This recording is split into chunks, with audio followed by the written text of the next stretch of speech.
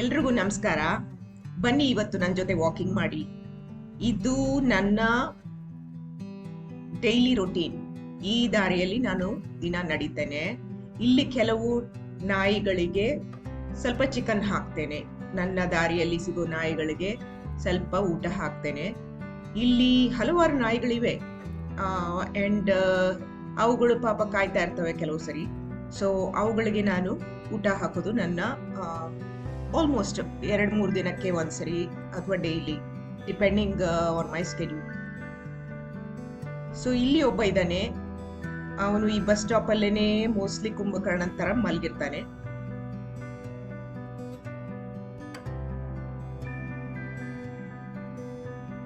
ಅವನಿಗೆ ಗುರ್ತು ಸಿಗ್ಲಿಲ್ಲ ನನ್ನನ್ನು ನೋಡಿ. 2 ದಿನ ಆಗಿತ್ತು, ಈಗ ಬಂದ. ಇವನಲ್ಲದೆ ಇಲ್ಲಿ ಇನ್ನೊಬ್ಬ ರೋಡ್ ಕ್ರಾಸ್ ಮಾಡ್ಕೊಂಡು ಬರ್ತಾ ಇದ್ದಾನೆ. ಅವನು ತುಂಬಾ ತರಲೆ. ಅದಾದ್ಮೇಲೆ ಒಂದು ರೋಡ್ ಕ್ರಾಸ್ ದ ರೋಡ್ ಇದೆ, ಒಂದು ಬಿಳಿದು. ಅದು ಈ ಕಡೆ ಬರುವುದಿಲ್ಲ, ರೋಡ್ ಕ್ರಾಸ್ ಮಾಡೋದಿಲ್ಲ, ಅದರ ಟೆರಿಟರಿಯಲ್ಲಿ ಮಾತ್ರ ಇರ್ತದೆ ಅದು. ಈ 3ಕ್ಕೆ ನಾನು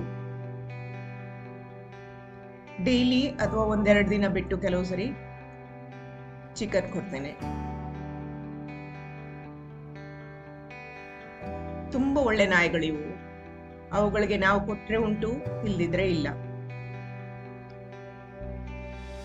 ಇವನಿಗೆ ಸಣ್ಣದಾಗಿ ಗಾಯ ಆಗಿದೆ ಸ್ಕಿನ್ ನಲ್ಲಿ, ಅದಕ್ಕೆ ಸ್ವಲ್ಪ ಆಯಿಂಟ್ಮೆಂಟ್ ಹಚ್ಚಿದೆ ನಾನು ಇವತ್ತು.